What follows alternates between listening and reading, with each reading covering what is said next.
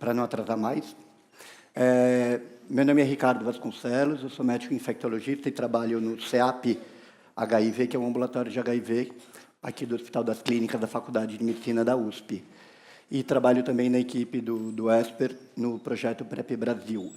E, em primeiro lugar, eu agradeço novamente ao convite para falar um pouquinho da história natural da infecção por HIV no curso de patogênese. E essa é uma aula que eu tenho sempre um pouco de angústia de falar, porque a plateia ela é muito diversa. Então, para algumas pessoas, eu vou estar falando uma coisa super óbvia, que já a pessoa sabe isso tudo automático, para outras pessoas eu vou estar contando uma novidade.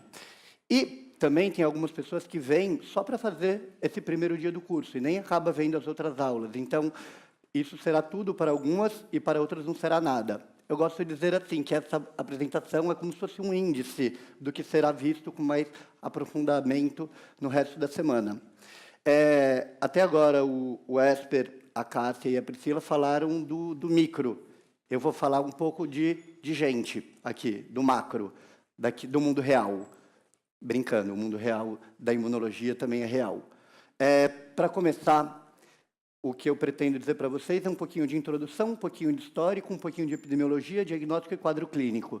E depois a Vivi vai falar de tratamento e resistência, dando continuidade ao que eu vou começar agora. Não tem como começar a falar de introdução sem mostrar uma foto, uma figura do vírus, que será muito mais aprofundado depois.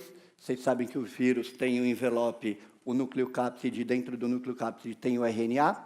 HIV tem de dois tipos, 1 e 2, e dentro de cada tipo tem várias subdivisões. E não é nisso que eu quero me ater aqui.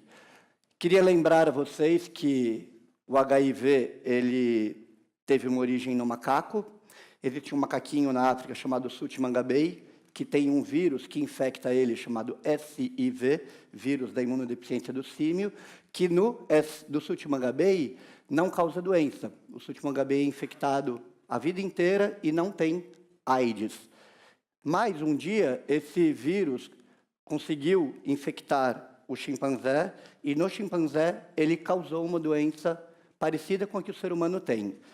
Um dia, o SIV do chimpanzé e do Sut-Mangabey, por alguma mutação, se tornou capaz de infectar o ser humano, o do chimpanzé dando origem ao HIV tipo 1 e do Sut-Mangabey tipo 2. Isso por sequenciamento genético é muito parecido, são muito parecidos os vírus. E acredita-se que dentro do grupo O do HIV tipo 1, existe talvez uma passagem pelo gorila, por similaridade do material genético. Um pouquinho de história que eu queria falar para vocês, e agora falando de gente, que eu saí do vírus e do macaco, os primeiros casos descritos de infecção por HIV datam do início da década de 80, 1981. Isso não quer dizer que não havia pessoas infectadas com HIV e nem morrendo de AIDS antes disso. Ao contrário, acredita-se que desde o começo do século XX, ou talvez final do século XIX, já haviam pessoas, seres humanos, infectadas por HIV, desenvolvendo doença, AIDS, imunodeficiência e até morte. O que aconteceu em 81 foi que percebeu-se que havia uma doença acontecendo. E isso aconteceu nos Estados Unidos, e não foi por acaso. Os Estados Unidos têm um sistema de vigilância epidemiológica e de notificação de agravos que é muito bom, muito complexo, e eles conseguiram perceber assim que, de repente, nos pronto-socorros de Los Angeles começaram a aparecer casos de pessoas que até então eram tidas como saudáveis, que não tinham nenhuma imunodeficiência, porém, chegavam no pronto-socorro com doenças que eram típicas de pessoas que tinham algum problema da imunidade. No caso, essa doença era pneumocistose, uma pneumonia por um agente chamado, na época, de pneumocystis carini, que hoje chama pneumocystis jirovecii, que é muito comum em pessoas que fizeram transplante de medula óssea ou que estão tomando um imunossupressor por uma doença autoimune, ou uma pessoa que fez uma quimioterapia e que, portanto, tinha uma imunidade deficiente. Essas pessoas eram o que a gente esperava que desenvolvessem uma pneumonia por pneumocystis jirovecii. E aí, de repente, em 81, aparecem 5 casos de pessoas que até então eram saudáveis e estavam com uma doença de imunodeprimidos. Eu acredito que aqui no Brasil, só no 5 milésimo, a gente ia perceber que tinha alguma coisa diferente acontecendo. No 5º caso, já fizeram um relato de caso lá. E uma coisa que havia de comum a esses 5 casos é que eram todos homens que faziam sexo com homens. O tempo passou, em 81 já apareceram vários outros casos de pessoas que tinham imunodeficiência sem motivo, e quando iam avaliar, todos eles tinham, de fato, alguma coisa acontecendo, alguma doença nova. No começo, essa doença nova não tinha nome.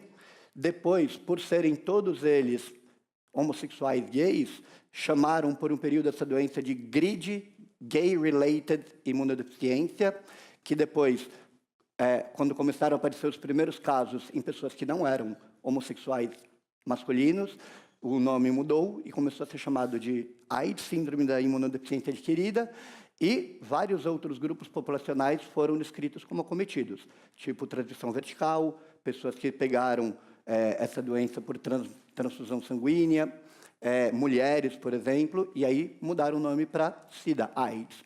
Foi só em 83 que um francês conseguiu isolar o vírus pela primeira vez, e entendam que até 83 não se sabia o que era que estava causando a doença.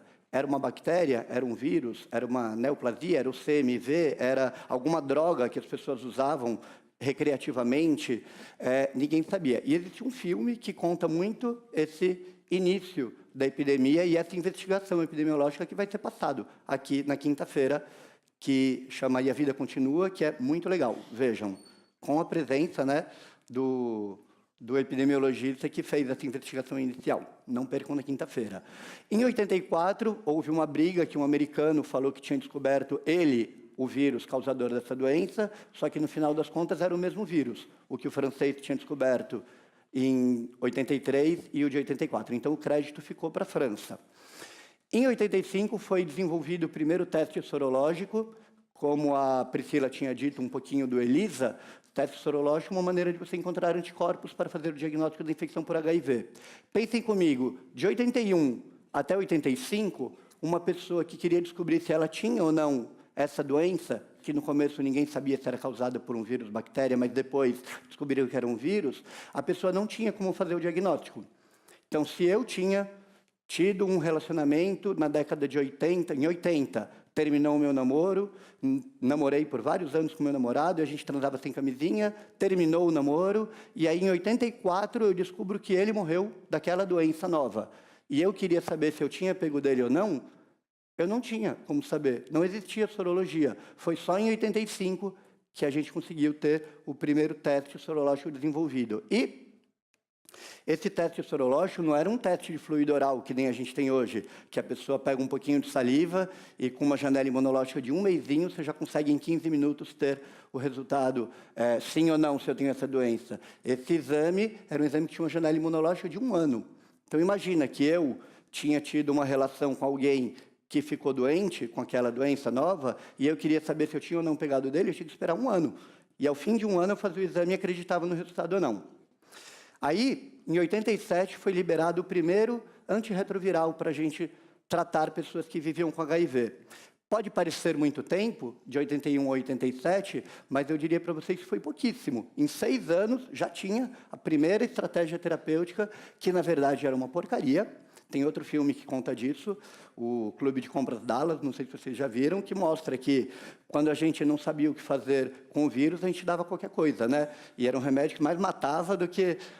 Muita coisa mudou de lá para cá, e a história de antirretrovirais, que a Vivi vai falar melhor sobre tratamento, foi uma história de muitos atores. E cada ano que passa, mais antirretrovirais são licenciados, permitindo que o arsenal terapêutico para o tratamento do HIV melhore cada vez mais. O último antirretroviral licenciado foi o dolutegravir, que está aqui em 2013, que, por coincidência, agora, no mês passado, se tornou, aqui no Brasil, o esqueleto do esquema antirretroviral inicial recomendado para virgens de tratamento. Então, está super atual o dolutegravir agora. Mas a Vivi vai falar disso.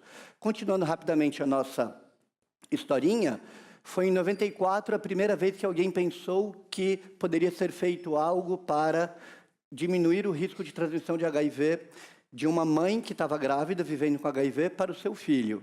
E o ACTG 076 foi aquele trabalho que diminuiu em 67% a transmissão materno-infantil, dando antirretroviral para a mãe e dando antirretroviral para o bebê depois do nascimento, como profilaxia. Então, a prevenção aqui começou a nascer no ACTG 076, prevenção com antirretrovirais, né?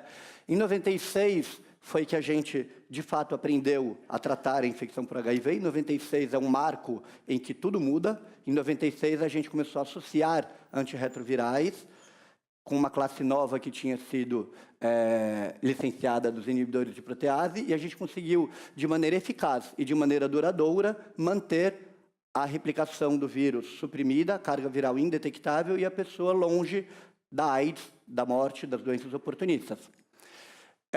Em 98, depois de usado esse esquema antirretroviral altamente eficaz, o que a gente viu foi que tudo mudou na história do HIV entre as pessoas que tinham acesso ao tratamento e as mortes começam a cair. As novas infecções por HIV, portanto, também começam a cair por uma coisa que a gente ia vir a descobrir só mais para frente, que era que quando você trata uma pessoa que tem HIV e mantém ele com carga viral indetectável, você diminui a transmissão para outras pessoas.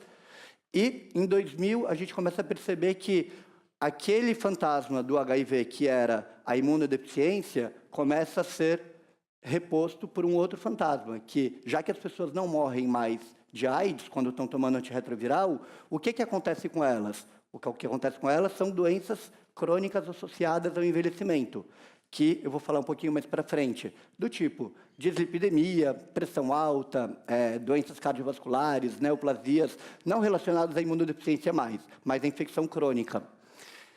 Em 2012, é publicado o primeiro trabalho que consegue comprovar cientificamente aquilo que eu acabei de dizer, que quando você trata uma pessoa com HIV, você diminui a chance dela transmitir para outra, quando ela está indetectável. Em 2012, foi descrito o primeiro e único caso de cura da infecção por HIV. Foi um paciente que fez aquele transplante de medula óssea que o Esper falou, e trocou de sangue, conseguiu eliminar todos os reservatórios dele, e hoje ele já está aí há 5 anos sem terapia antirretroviral, com carga viral indetectável, livre da doença.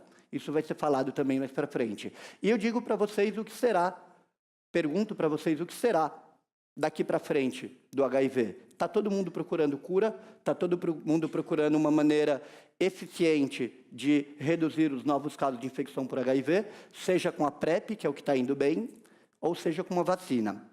Falando um pouquinho de números para vocês, eu trago esse, que é um slide da UNAIDS, que mostra, nos anos de 2010 e nos anos de 2015, quantas pessoas viviam com HIV no mundo todo, e nesses 2 anos, quantas novas infecções aconteceram. Vejam que em 2010, a gente tinha 33 milhões de pessoas no mundo vivendo com HIV, e em 2015, 37 quase. E eu chamo a atenção para vocês para dizer que em 2015, que foi o último relatório da UNAIDS, a gente ainda teve 2,1 milhão de pessoas pegando HIV. Então, eu falo para vocês que a gente aprende em 96 a tratar de maneira eficaz uma pessoa que vive com HIV, mantendo ela longe da AIDS, da morte, das doenças oportunistas, mas a prevenção da infecção por HIV ela ainda é muito falha, porque a gente ainda tem, em 2015, 2,1 milhão de pessoas pegando HIV. E de 2010 para 2015, caiu 100 mil o número de infecções. Então, se a gente já aprendeu a tratar o HIV, a gente ainda não aprendeu a fazer a prevenção, de maneira que funcione, certo?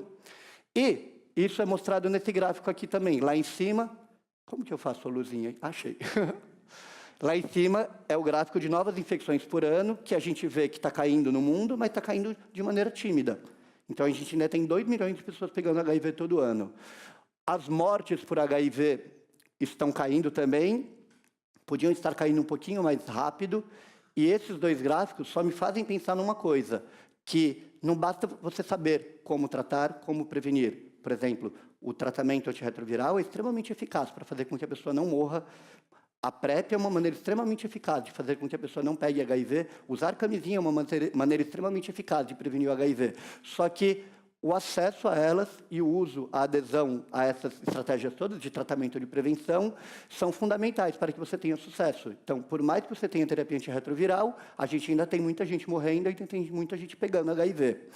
E se tem muita gente pegando e as pessoas já não morrem mais quando se tratam, é de se esperar que o pool de pessoas que vivem com HIV no mundo só aumente, que as pessoas continuam pegando e não morrem mais, certo? Essas pessoas que pegam HIV, agora eu estou fechando no Brasil. No Brasil, a gente tem cerca de 40 mil novos casos de infecção por HIV todos os anos. Esses 40 mil casos são... Primeiro, esses 40 mil casos estão caindo no Brasil? Não, está estável, até com uma pequena tendência à subida, o que mostra que a prevenção no Brasil ainda não está funcionando da maneira ideal. E esses 40 mil novos casos são distribuídos de maneira homogênea na população brasileira? Não. A população geral tem em torno de 0,5% de prevalência, enquanto alguns subgrupos, esse slide emprestado do Ministério, como homens que fazem sexo com homens, por exemplo, que é a maneira mais correta, epidemiologicamente falando, de se tratar desse grupo, uma vez que tem muitos homens que fazem sexo com homens que não se consideram gays. Então, se você falar a prevalência de HIV entre os gays, vai ter muito homem que faz sexo com homem que vai se sentir fora desse grupo. Eu não sou gay porque eu tenho esposa. Eu transo com homem, mas eu tenho esposa. Ou eu não sou gay porque eu sou ativo. Então, a melhor maneira de se referir a esse grupo é homens que fazem sexo com homens, certo? A prevalência aqui, esse dado mais antigo era de 10,5, temos um dado aqui do pessoal da Santa Casa, em São Paulo, que gira em torno de 15% a prevalência, e um trabalho bem mais recente de mulheres transexuais do Rio de Janeiro mostrou quase 40% de prevalência. Aqui, pessoas usuárias de droga, qualquer que seja a droga, quase 6%, usuários de crack, 5%, e trabalhadores do sexo, 5%. Então, esses novos casos são completamente, desproporcionalmente distribuídos aqui na população brasileira e do mundo, tirando a África. Também é distribuído de maneira heterogênea entre os estados.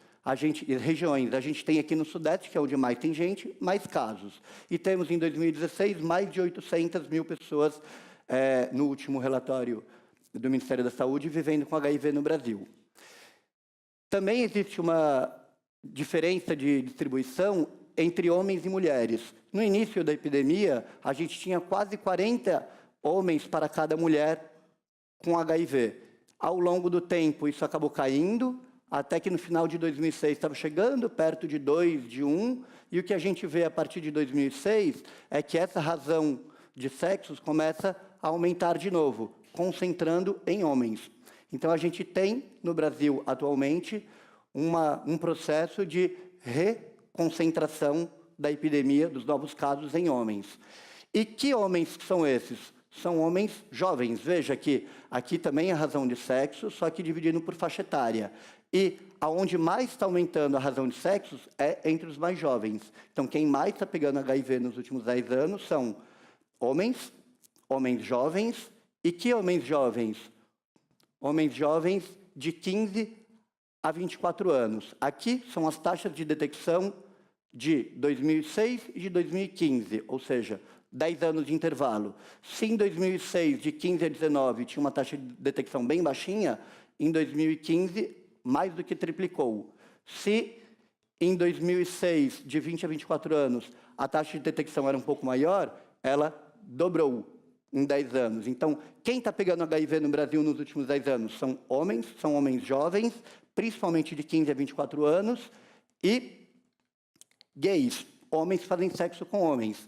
Aqui, a proporção de casos com 13 anos ou mais que relataram na hora de notificar o caso que eram homens que faziam sexo com homens. Veja que está aumentando entre os mais jovens essa categoria de exposição.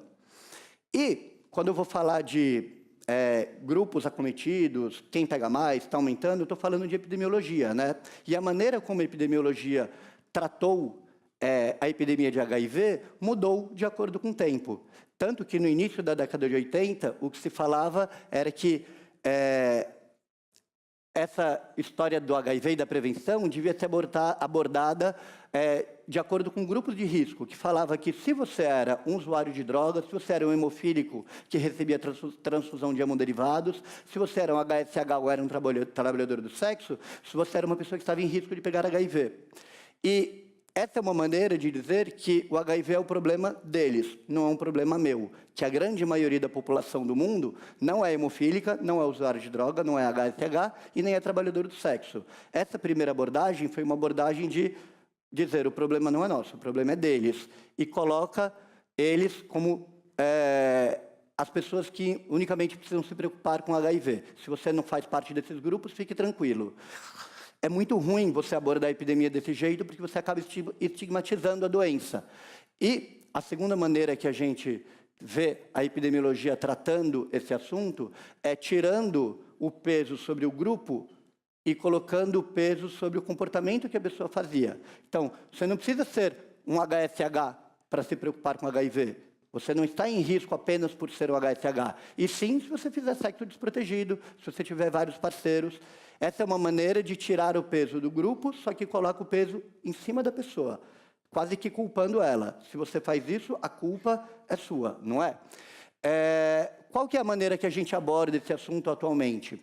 É a abordagem da vulnerabilidade, que é uma coisa bastante complexa de explicar, mas tentando explicar em linhas gerais, como eu disse para vocês, aqui é só um índice do que vai ser falado mais para frente, o conceito da vulnerabilidade diz que todas as pessoas do mundo que vivem sobre esse planeta têm alguma vulnerabilidade de infecção pelo HIV. Essa vulnerabilidade pode ser maior ou menor, isso é determinado por muitos fatores.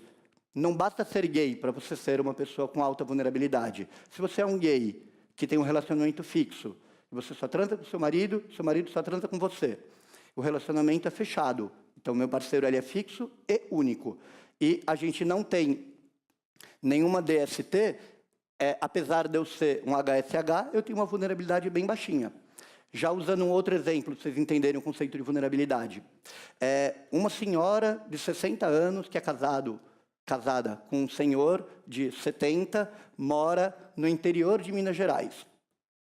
Ela só transa com seu marido, desde que os filhos saíram de casa, que foi há 15 anos, todos os filhos já estão morando na capital, fazendo faculdade.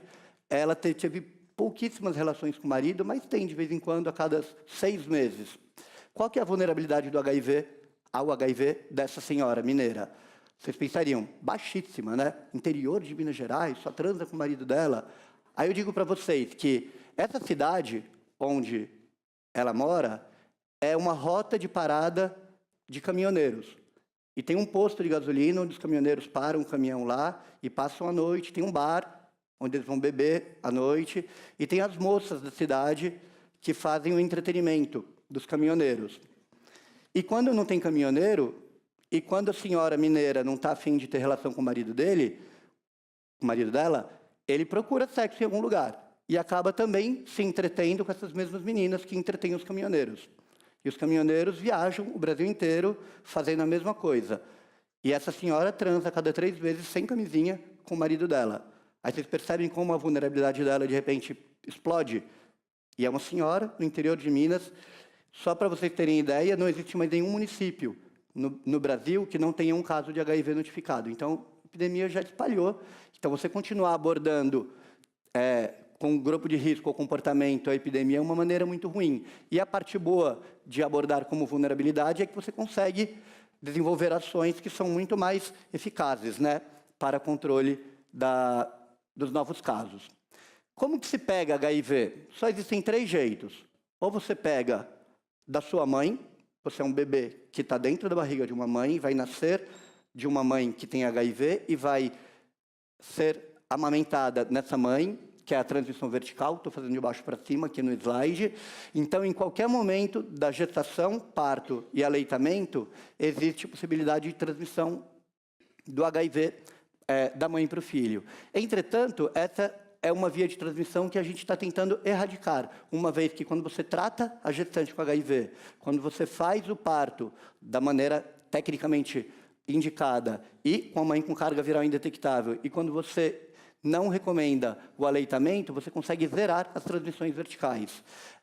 Cuba foi o primeiro país do mundo que anunciou que conseguiu zerar a transmissão vertical, e a gente viu esse ano, em fevereiro, a cidade de Nova York conseguiu também reportar para o mundo que conseguiram zerar no ano de 2015 e 2016 as transmissões verticais.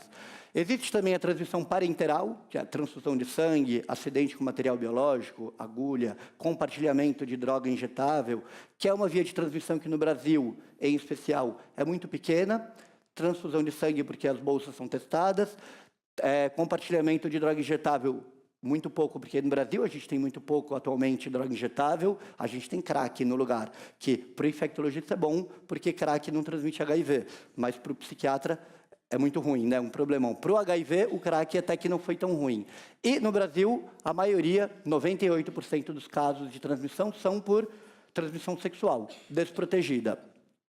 Falando um pouquinho de diagnóstico para vocês, o Brasil adota uma estratégia chamada opt-in, que é uma pessoa só pode ser tratada do HIV se ele concordar em fazer aquele exame.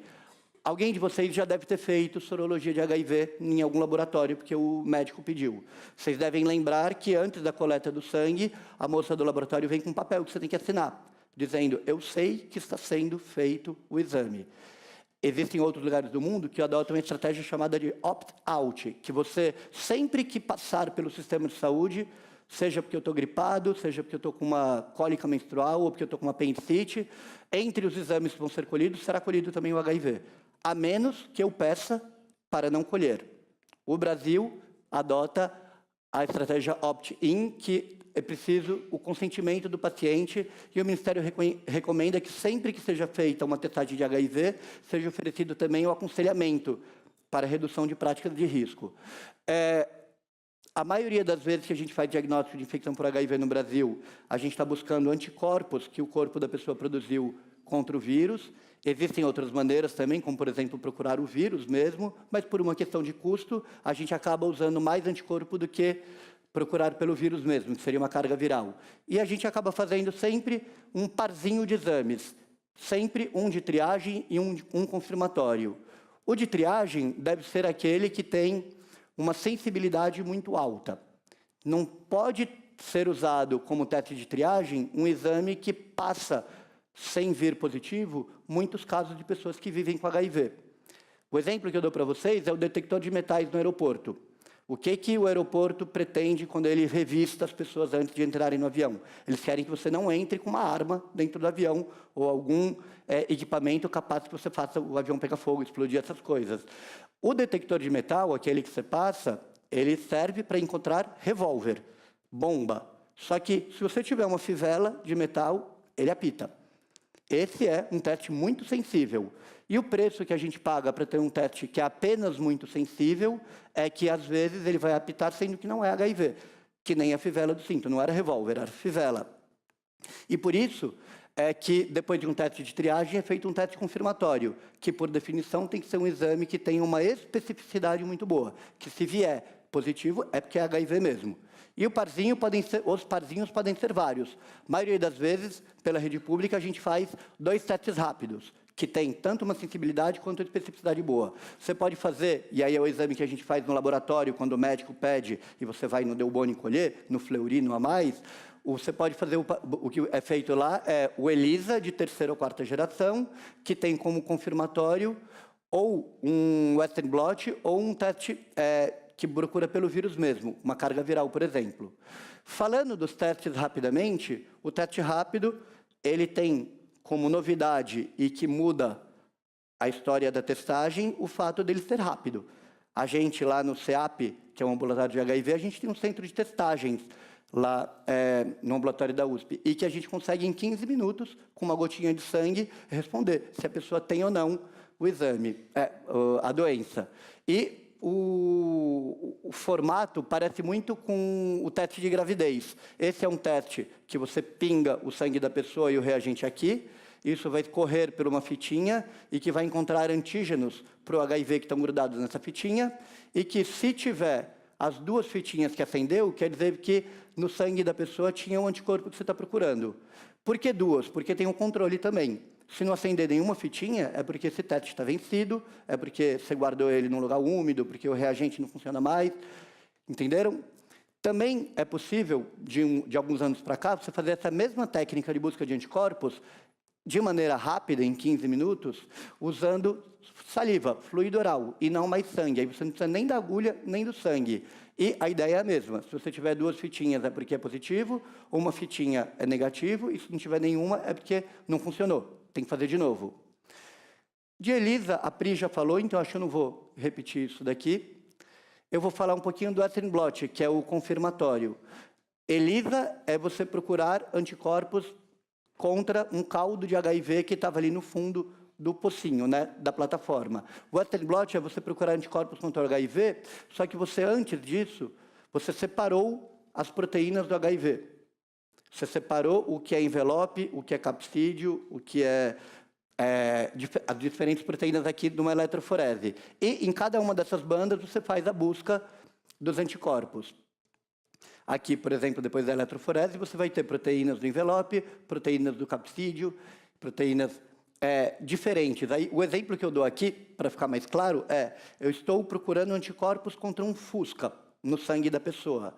Se eu encontrar anticorpos contra o capô do Fusca, anticorpos contra o volante do Fusca, anticorpos contra o banco do Fusca, deve ser porque deve ter Fusca ali. Se eu só encontrar anticorpos sobre pneu, pode ser que seja outro carro que tem lá, e aí pode vir um falso positivo no ELISA, que quando eu confirmo no blot, eu digo, não é Fusca, é outra coisa que veio falsamente positivo. Entenderam por que esse exame é muito mais específico? Usando o exemplo do detector de metais do aeroporto, é dizer, apitou no detector e o cara veio me revistar.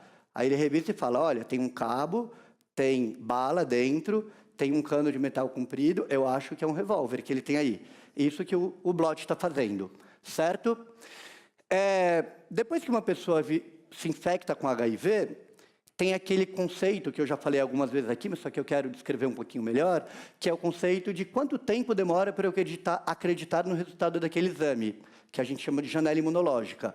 Uma vez que a maioria dos exames que fazem diagnóstico de infecção por HIV estão procurando por anticorpos, não adianta eu transar hoje sem camisinha e amanhã fazer o exame se eu peguei, porque de hoje para amanhã, como o Esper falou, não foi desenvolvida ainda aquela resposta imune adaptativa, nem produção de anticorpos, não vai ter positivado ainda o exame. E por isso que a janela imunológica é um conceito que tem que estar na cabeça de todo mundo e tem que ser falado no aconselhamento da testagem. Uma pessoa que faz um exame de HIV sozinha, sem orientações, ela pode ter falsamente a sensação de tranquilidade, que bom que veio negativo, então não peguei nada ontem. Isso tem que estar dentro do aconselhamento. Quanto tempo demora para os exames começarem a positivar? Aqui é um gráfico que explica direitinho isso. Depois que eu me infectei com HIV aqui, haverá um período de 10 dias, que a gente chama de fase de eclipse, em que é impossível dizer se a pessoa tem HIV ou não por exames. Serão 10 dias de angústia, que se ele conseguiu chegar a tempo, em 72 horas, em algum posto de saúde, para conseguir buscar a PEP, ele já vai ter começado a tomar a profilaxia pós-exposição, que será falada em outras aulas. Mas até o 10º dia é impossível você dizer se a pessoa tem, por exames, HIV ou não. E só no 10º dia que você consegue ter o primeiro exame positivo, que é o exame que busca pelo vírus. A carga viral é o primeiro exame que se torna positivo. Dali para frente, começam a aparecer, primeiro, o antígeno P24, depois aparece um ELISA indeterminado, depois um blot indeterminado, depois um blot confirmatório, e só com 30 dias é que a gente tem, com certeza, a confirmação sorológica daquela infecção. Entenderam? Depois que você fez o diagnóstico na infecção por HIV, você tem que conseguir colocar ele em algum ponto da história da infecção por HIV. E aqui é muito fundamental que vocês tenham muito claro na cabeça que não é todo mundo que tem HIV que tem AIDS. Isso é um dos pontos da apresentação que eu digo que para alguns pode ser uma coisa ridícula e para outros é uma novidade.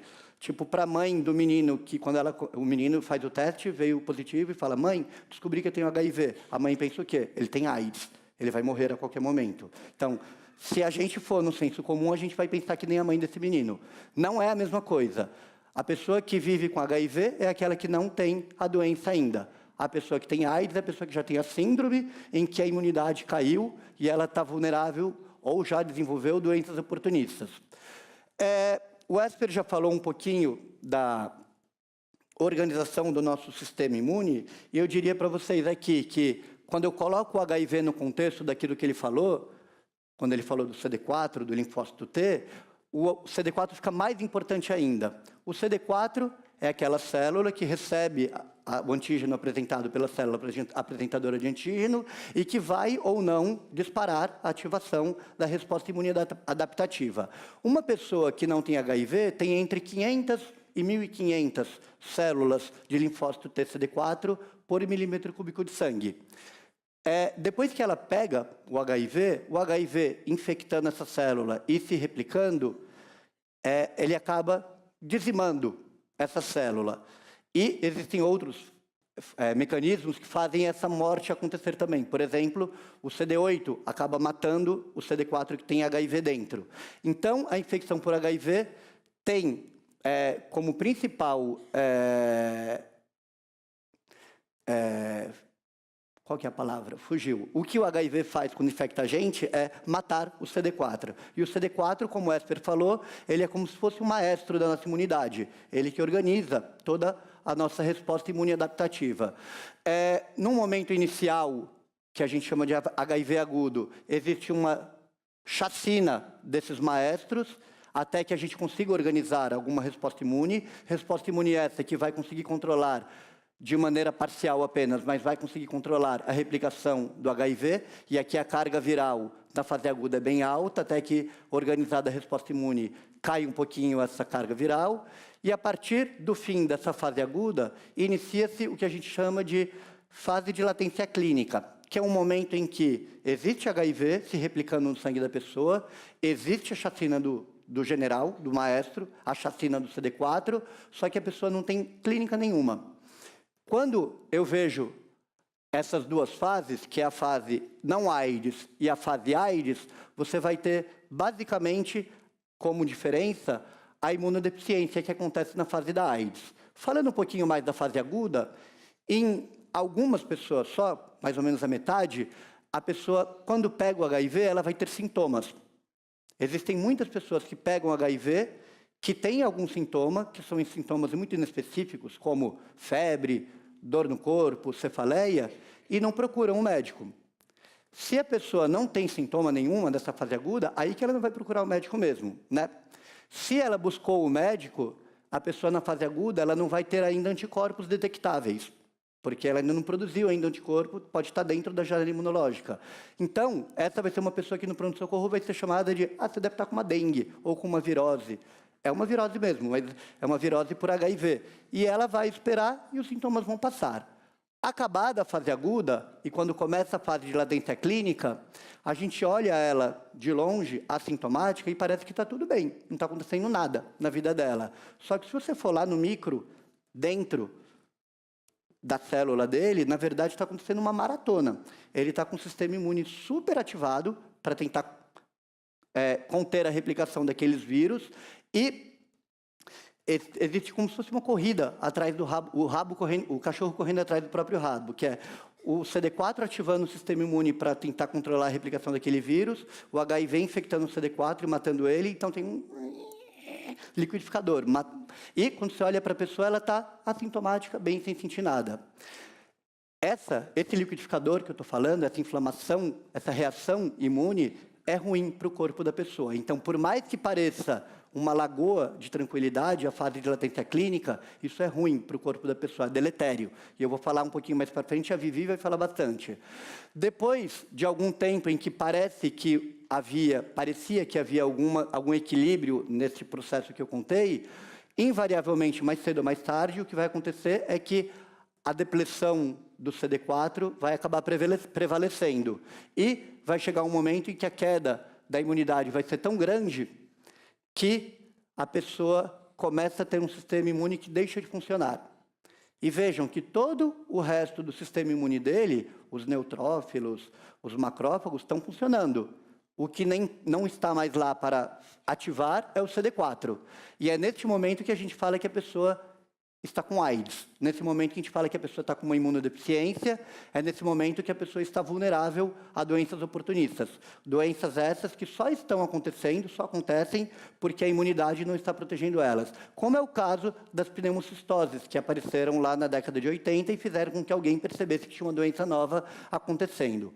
Essa é a história natural da infecção sem tratamento. E era o que a gente vivia até 96, quando não havia uma maneira eficaz de conter a replicação do vírus e evitar essa inexorável queda de CD4, levando a pessoa para AIDS e morte. Veja que quem mata a pessoa com AIDS não é o HIV, são as doenças oportunistas que acabam acometendo ela. E o que a gente fazia até 1996 era tratar doenças oportunistas.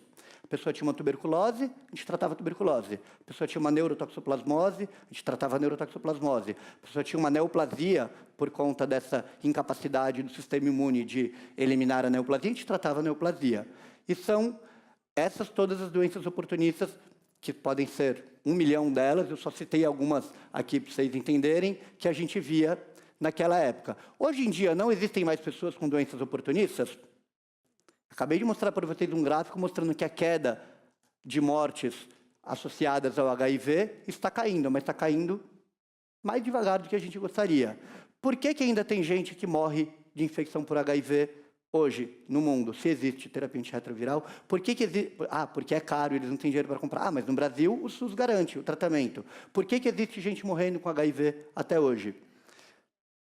Por causa daquela questão de acesso que eu falei. Uma pessoa pode, primeiro, não saber que tem HIV, porque ela não fez o exame. E aí ela passou por todo aquele gráfico, a fase aguda, latência clínica, e chegou na AIDS, sem saber que tinha HIV. E ela vai descobrir que tem HIV quando já apareceu a primeira oportunista, que pode ser, por exemplo, uma oportunista devastadora. Internar na UTI e já ficar com uma sequela neurológica grave e você não conseguir salvar a pessoa.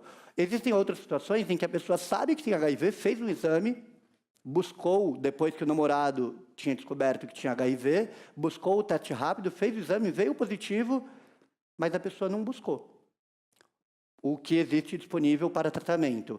E vocês conseguem pensar por que alguma pessoa não buscaria tratamento? Porque eu gosto de falar nessa hora sempre que o HIV é um vírus que acomete não só os tecidos biológicos do corpo da gente, mas também tecidos psicossociais. Foi uma doença que foi construída de uma maneira muito peculiar na década de 80, em cima de muito estigma, em cima de muita discriminação e preconceito, e isso pode fazer com que muitas pessoas fujam do teste ou que depois de uma testagem positiva fujam do enfrentamento da doença. Não é verdade? Então é bom vocês lembrarem que, apesar de eu estar falando que existe muita coisa para ser feita, ainda tem muita gente morrendo de HIV. Os exemplos que eu dei aqui de doenças oportunistas que acontecem, e só para vocês terminarem, esse é o penúltimo slide, com uma preocupação na cabeça. Esse é um gráfico que mostra cada ano qual era o CD4 que a pessoa tinha no momento que fez o diagnóstico. E vejam que a gente tem, em 2015, ainda 1/5 das pessoas fazendo o diagnóstico da infecção por HIV com CD4 bem baixinho, menor que 200, AIDS. Isso é super preocupante, porque 1/5 das pessoas que fazem diagnóstico no Brasil perderam 10 anos de oportunidade para evitar esse caminho.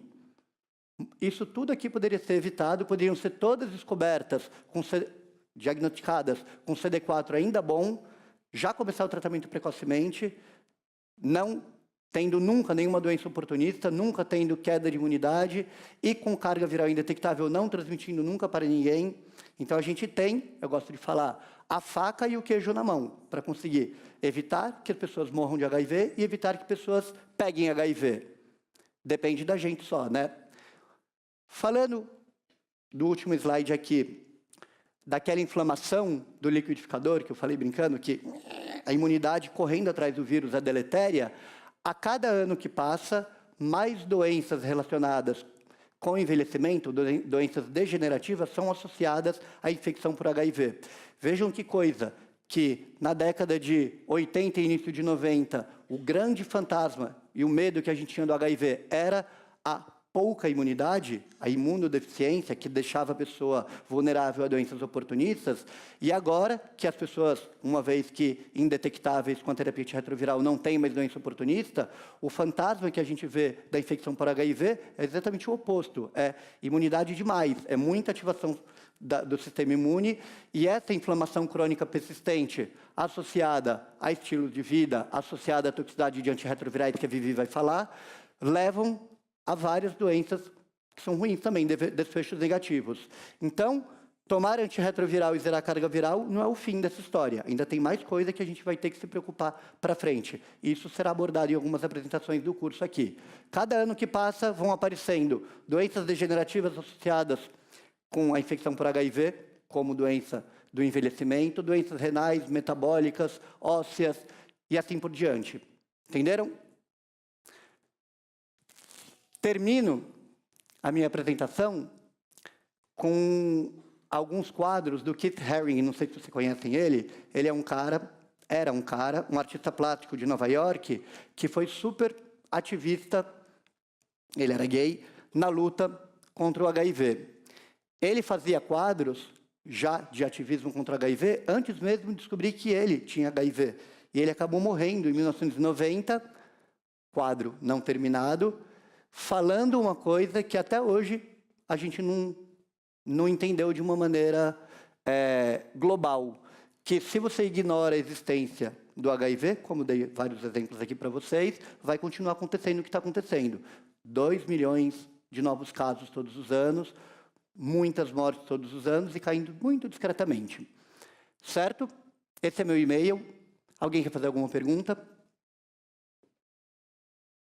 Certinho no tempo, ó.